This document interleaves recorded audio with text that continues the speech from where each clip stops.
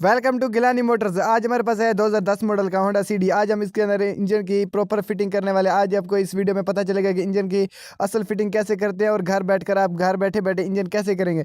तो इसकी सबसे पहले आपको एक बात बताऊं कि इसका जो इंजन है बिल्कुल ही घटिया था।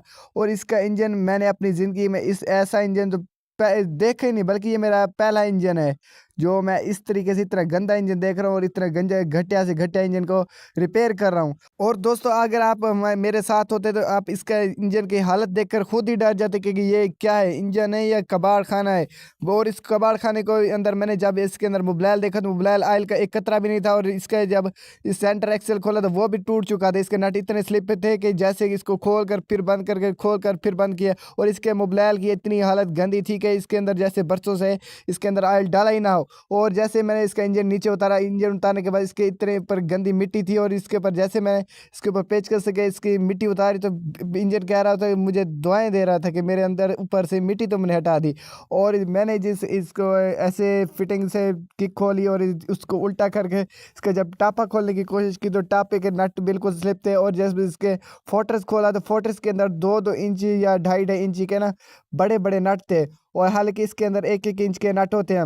और उसके बाद इसके जैसे मैंने फोर्ट्रेस खोला, फोर्ट्रेस के नीचे भी इतना गंद मचा हुआ था कि फोर्ट्रेस कह रहा था कि मुझे चेंज करो। और जब इसका मैंने टापे के ऊपर हाथ रखा और इसको साइड पर खोलने लगा, इसके नट भी स्लिप थे।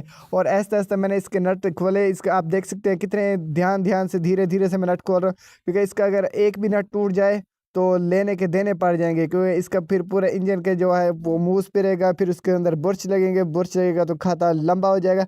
लंबा इसलिए नहीं, हम नहीं करना चाहते। इसका इंजन प्रॉपर तरीके से खोलेंगे और आपको इसी वीडियो में फिट करना ही सिखाएंगे। और दोस्तों, अगर आप हमारे चैनल पर नए हैं तो लाइक एंड सब्सक्राइब करना ना भूलें। इसके अंदर देख सकते हैं इसके इंजन के अंदर टापा कितना ब्लैक हो चुका है, हालांकि ये सिल्वर होता है। सिल्वर अंदर भी सिल्वर और बाहर भी सिल्वर। इसकी स्प्रिंग देख सकते हैं कितने इसके स्प्रिंग गंदे हो चुके हैं, ये देखें।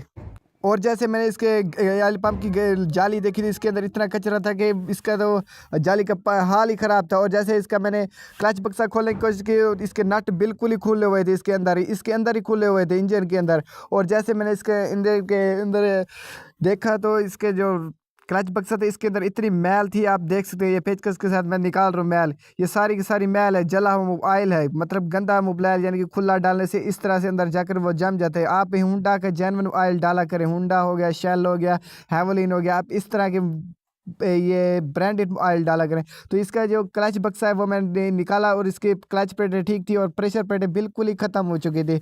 आप देख सकते हैं कि क्लच प्लेटें आपको इस शक्ल से भी साफ निकल रही है। और इसकी जो उशन ग्राइड थी वो भी बिल्कुल घस चुकी थी, वो तो बिल्कुल न्यू डलनी थी क्लच बक्से के साथ। इसका क्लच बक्सा मुकम्मल हम डालेंगे नया। और इसके जो इंजन के फिटिंग होगी वो इसके अंदर जो नट टूटे हैं वो भी नए डालेंगे, किक भी नहीं डालेंगे, और किक की जो शाफट है वो भी, और गियर की शाफट भी, और गियर भी नया डालेंगे। और इसके हेड के पूरा आल टू आल इसका हेड का काम होगा। और काम इस तरीके से होगा कि बिल्कुल रियात और रियात, वो बंदा भी गरीब है। और ये इसके कोयल कड़ी की हालत देख सकते हैं। कोयल कड़ी को हम इसको ही रिपेयर करेंगे। इसके अंदर कापर की वायरें होती है, वायरिंग होती है, इसको भी हम चेंज करेंगे और इसको दोबारा रिवाइंड करेंगे। रिवाइंड करने के बाद इसको फिर जिसे लगाएंगे और जो इसके अंदर फ्यूज़ जल चुका है वो उसको नया करेंगे।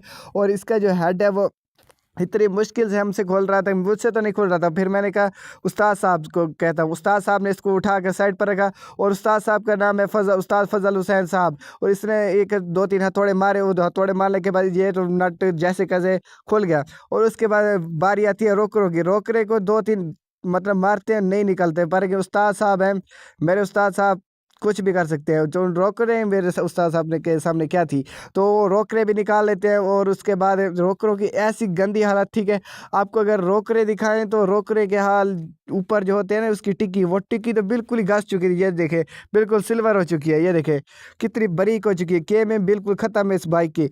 और अगर इसके जो कहते हैं इसका कारपेटर, कारपेटर इसके अंदर इतना जुगाड़ लगा होता है, चौक के अंदर इसकी मैजिक डली हुई थी। मैजिक डालकर उन्होंने पक्का इसको बंद कर दिया था चौक को।